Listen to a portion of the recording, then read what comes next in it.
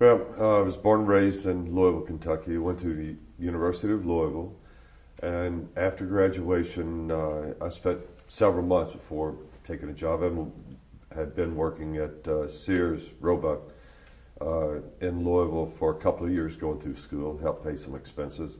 So I stayed on with them, looking for a career opportunity, and hopefully, rather than take the first job offer. And I was actually offered two good positions on the same day after several months. One was with Philip Morris Tobacco, one was with Seagram, to start working their research and development. And obviously, I made the right choice, I think.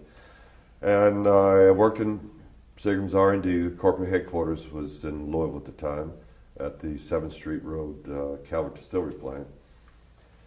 Worked there for a few months. Then I was moved out into management, worked in supervisory positions in nearly every area of the production area: bottling, finished goods, warehouses, a little bit in warehousing, distillery, shift supervisor a couple different times.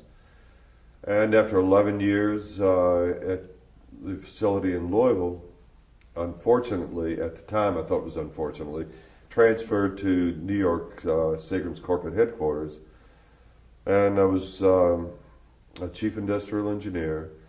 I ended up being manager of the production division budget department and manufacturing planning department, which planned the distillation schedules for all distilleries in the United States.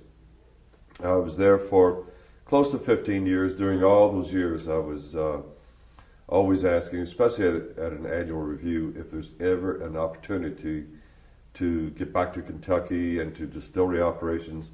I'd appreciate an opportunity to make that move if possible. And of course, nobody in New York could fathom why anybody in corporate New York would want to ever go back to Kentucky and work in a distillery.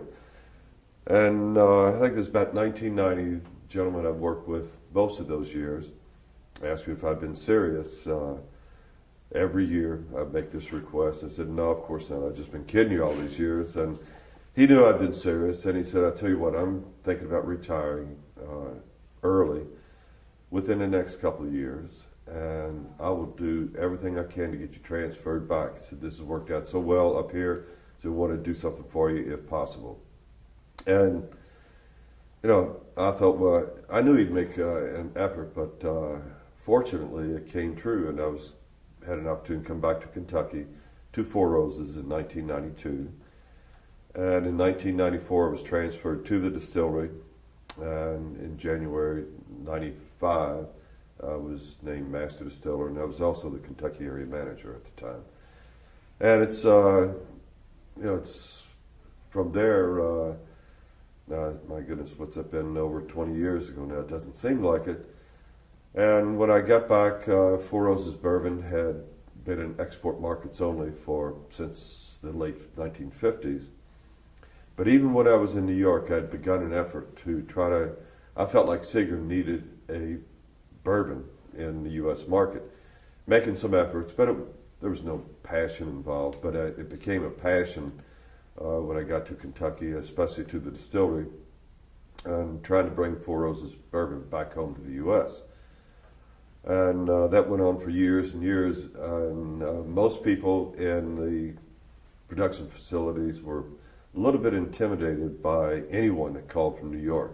And I knew the people. I worked up for a number of years, and a debate went on for years and years with me trying to encourage Seagram to get rid of the blended whiskey, which had nothing to do with us, but had our name on the bottle, looked like our yellow label bourbon. Have them just make it go away, let it disappear, let us bring the bourbon back home. I knew the quality of the bourbon we produced here. I knew it would be a success. All we had to do is figure out a way to get beyond the hurdle, very negative hurdle, of the bad reputation of the blended whiskey and have people taste our bourbon. And